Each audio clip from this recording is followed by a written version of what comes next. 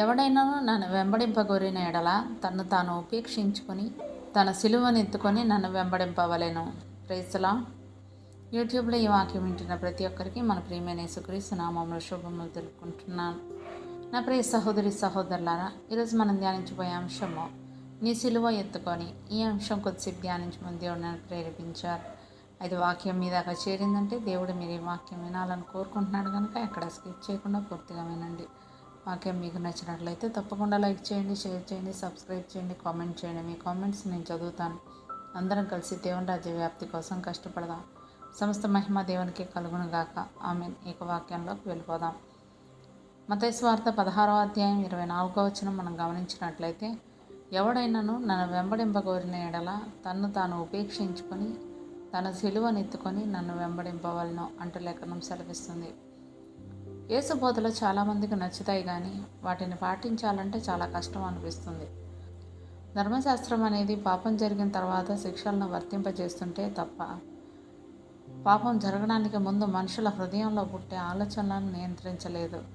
పాపం అనేది ముందుగా మనుషుల ఆలోచనలలో పుట్టి తర్వాత క్రియారూపం దాలుస్తుంది. మనుషుల హృదయాల్లో పుట్టే ఆ పాపపు ఆలోచనను నియంత్రించుకుంటే పాపం చేయకుండా ఉండవచ్చు అని యేసు ప్రభువు చెప్పాడు. మోహపు చూపే చూడనప్పుడు వ్యభిచారం చేసే అవకాశం ఉండదని, సహోదరుని మీద కోపమే చూపించినప్పుడు నరహత్య చేసే అవకాశమే ఉండదని చెప్తున్నాడు. మనుషుల జీవితాలను సరళతరం చేసి వారి మధ్య సంతోష సమాధానాలు ఉండేలా ఆయన బోధలు ఉంటాయి. ఇంతవరకు బాగానే ఉంది, యేసుప్రభు మన మంచి కోసమే కదా చెప్పేది అని అంగీకరించి ఆయన వెంబడించాలని అనుకోవచ్చు. అయితే నన్ను వెంబడించేవాడు తన సిలువ ఎత్తుకొని వెంబడించాలని, లేదంటే నాకు పాత్రుడు కాడని చెప్పడం అనేది జీర్ణించుకోవడానికి కొంచెం కష్టం అనిపిస్తుంది. తన సిలువని ఎత్తుకొని నన్ను వెంబడింపని వాడు నాకు పాత్రుడు కాడు అంటున్నాడు మత్తయి సువార్త 10వ అధ్యాయం 38వ వచనంలో. ప్రతి ఒక్కరూ ఏమాత్రం కష్టాలు బాధలు లేని సుఖవంతమైన జీవితం కోరుకుంటారు. సిలువ మోయడం అంటే అదేమన్నా తేలికైన విషయమా? ఎంతో బరువుగా భారంగా ఉంటుంది కదా. మనమేం పాపం చేసామని మనం సిలువ ఎత్తుకొని ఆయన వెంబడించాలి? అలా అయితే యేసు ప్రభు ఏం పాపం చేశాడని ఆయన సిలువ మోయాల్సి వచ్చింది? మనం చేసిన పాపాల కోసమే ఆయన సిలువ మరణం పొందాల్సి వచ్చింది. ఈ లోకానుసారంగా జీవించకుండా మన సుఖాన్ని త్యాగం చేసుకోవడమే సిలువ మోయడం. ఈ లోకభోగాలకు దూరంగా ఉండడం, సాధారణ జీవితం జీవించడం, మనల్ని మనం తగ్గించుకోవడం, ఇలాంటివన్నీ చాలా కష్టం అనిపిస్తుంది కదా. అంతకంటే సిలువ మోయడమే మంచిదేమో అనిపిస్తుంది.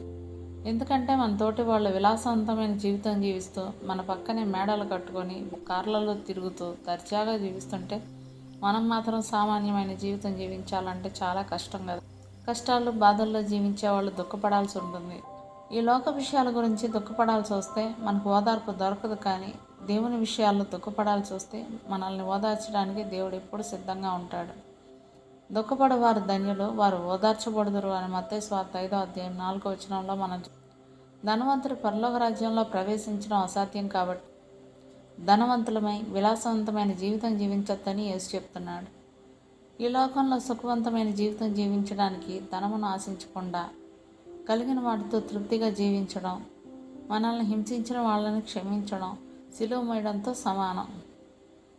కాబట్టి మన సిలువను మోస్తూ యేసును వెంబడించి పరలోక రాజ్యానికి వారసులు అవుదాం. మనల్ని మనం ఉపేక్షించుకుంటే సిలువ మోయడం చాలా తేలిగ్గా ఉంటుంది. నీ సిలువ మోస్తూ యేసును వెంబడించడానికి నువ్వు సిద్ధమా? మళ్ళీ నెక్స్ట్ వీడియోలో మనం కలుసుకుందాం. అప్పటి వరకు మన దేవుని ప్రేమయో రక్షకుడైన యేసుక్రీస్తు కృపయో పరిశుద్ధాత్మ సహవాసం ఇప్పుడు ఎల్లప్పుడూ మీకును మీ కుటుంబానికి తోడైండును గాక. ఆమేన్.